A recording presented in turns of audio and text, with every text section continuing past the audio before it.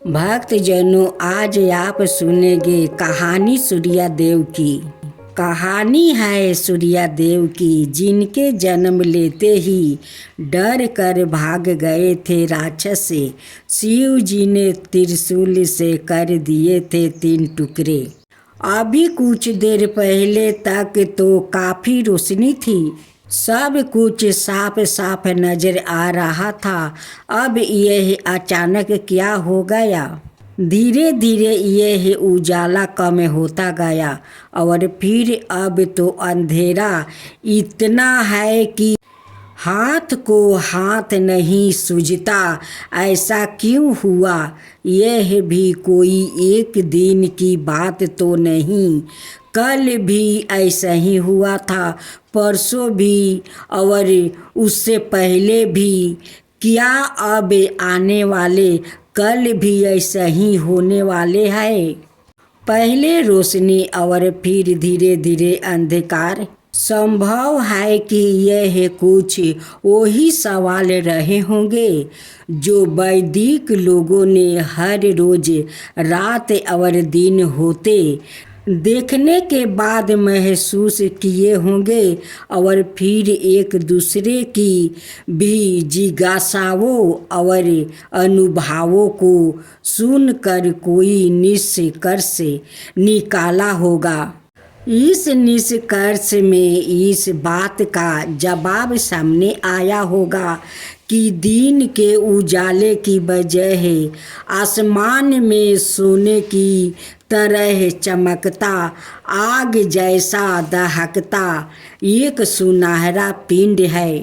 यह गोलाकार पिंड आसमान में दिखना शुरू होता है, लिहाजा रोशनी फैलती जाती है और फिर जैसे ही यह पिंड आसमान में ही छिपना शुरू होता है, इसके पीछे पीछे अंधकार फैलता चला आता है। ऋग वेद के 10वें मंडल में ही हिरण्यगर्भ सूत्र लिखा गया है। दूसरा अध्याय सुने। यह सूत्र इस लोक ब्रह्मांड के उत्पन्न होने की कहानी कहता है।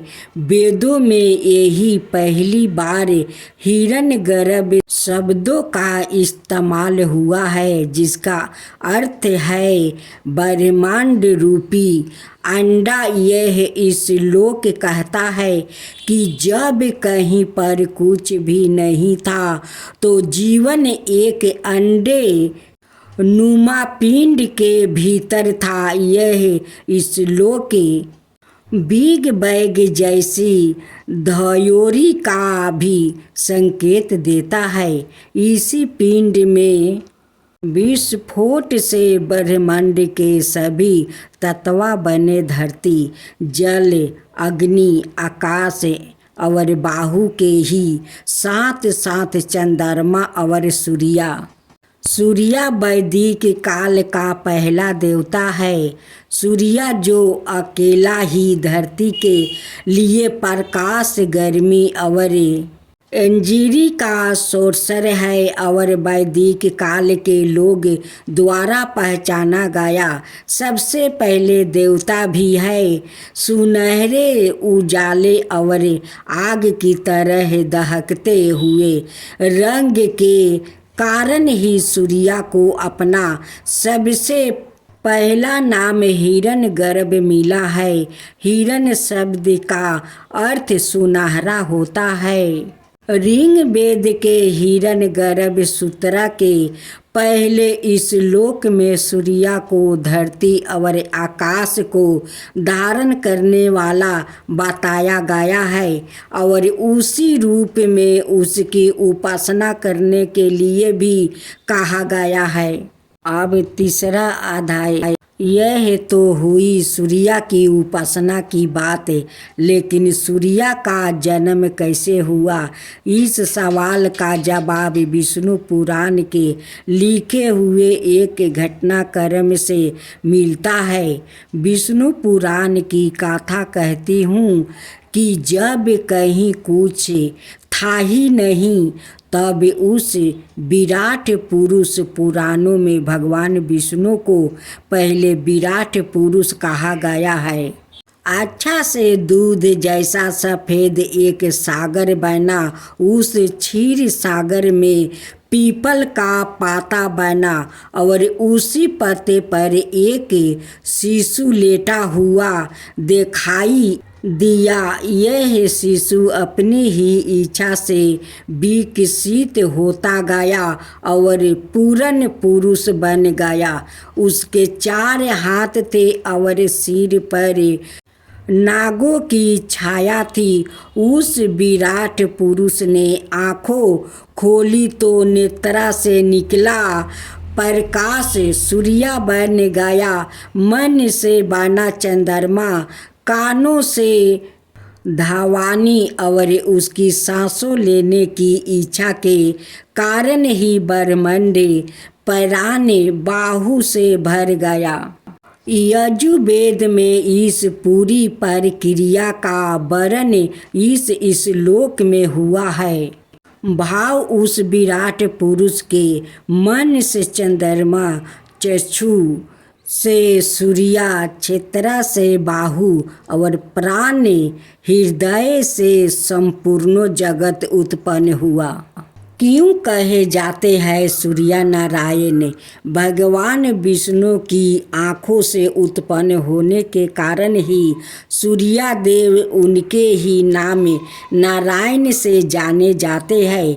इसलिए संसार में उन्हें सूर्य नारायण कहा जाता है। यह भी कहते हैं कि सूर्य को नमस्कार करना, उसकी पूजा करना असल में भगवान विष्णु की ही पूजा उपासना है। आकाश से गिरा हुआ जल जिस तरह सागर में ही जाता है, सभी देवताओं को किया गया नमस्कार केशव यानी नारायण को ही पहुँचता है।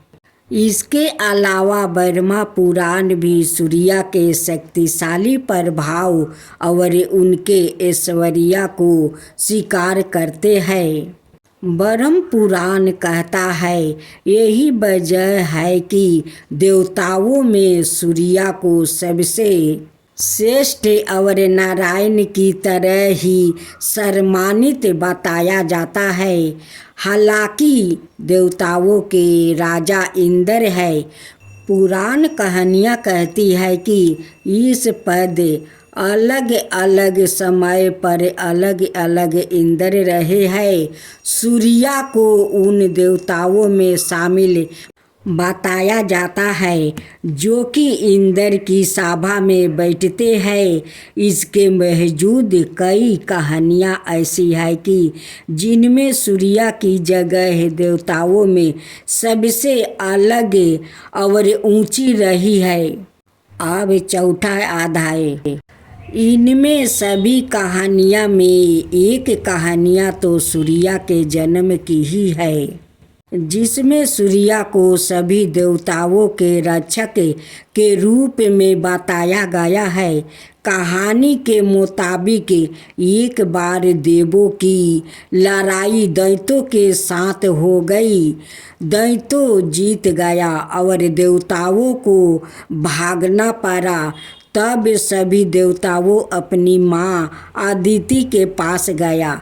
अदिति ने उनकी परेशानी सुनी तो वह सूर्य की उपासना करने लगी। सूर्य देव प्रकट हुए, तब अदिति ने उनसे पुत्र रूप में जन्म लेने का वरदान मांगा। सूर्य ने उन्हें अपनी माँ बनने का वरदान दे दिया। अदिति के बेटे के रूप में जन्म लेने के कारण सूर्य का एक नाम अदिति भी है। अदिति के इंद्र समेत 12 बेटे हैं। इन सभी को आदित्य कहा जाता है, लेकिन कई जगहों पर सूर्य को इन आदित्यों में सबसे बड़ा भाई गिना जाता है। हालांकि फिर भी देवताओं को राजा इंद्र है, सूर्या नहीं। लेकिन सूर्या को उनके त्याग तप लगातार जलते और तपते रहने की उनकी विशेषता के कारण उन्हें ईश्वर के बराबर का दर्जा मिला है। सूर्या के जन्म की इस कथा का वर्णन ब्रह्मांड पुराण में मिलता है, जिसे ब्रह्मांड के बनाने की बखान की गई है। इसी पुराण में सूर्या का एक नाम मार्तंड भी लिखा गया है। मार्तंड को आप मृत्यु के अंड कह सकते हैं। असल में जब आदित्य ने सूर्या उपासना करके उन्हें गर्भ में धारण कर लिया, तो वो हर दिन सूर्या देव की उपासना में कठिन व्रत करने लगी। एक दिन उनके पति केशव ऋषि ने उन्हें समझाते हुए कहा कि इतने कठिन व्रत अनुष्ठान गर्भ अवस्था में शिशु के लिए ठीक नहीं है। ऐसे में अदिति ने अंड रूप में गर्भ में पाल रही थी। शिशु को योग बल से बाहर निकाला। वो एक दहकते सुनहले आग के पिंड के रूप में जन्मे, और जब वो जन्मे तो संसार रोशनी से भर गया। इस तेज पिंड से डर कर दैत्य भाग कर खड़े हुए और स्वर्ग पर देवताओं का अधिकार फिर से हो गया। सूर्या अपने इसी अंदाज रूप में आकाश में स्थापित हो गए, जिसका दर्शन हमें हर रोज होता है। तो बोले सूर्या भगवान की जय। भक्तजनों, अब हम लोग आरती सुनते हैं। जय जय शनि देवा, सामयंग विक्रम दृष्टि चतुर्भुजधारी, नीलंबर धारण नाथ गजा की असवारी। जय जय श्री शनिदेव, विकट मुटुक शिशिराजित दीपत है लीलारी। भक्तन की माला गले शोभित बिहारी। जय जय श्री शनिदेव। मोदक मिष्टन पान चढ़े है सुपारी, लोहा तिल तेल उर्दी महिषी अति प्यारी। जय जय श्री शनिदेव। देवदनु ऋषि मुनि सुमिरत नर नारी, विश्वनाथ धरत ध्यान शरण है तुम्हारी। जय जय श्री शनिदेव, भक्तन के हितकारी। जय जय जय शनि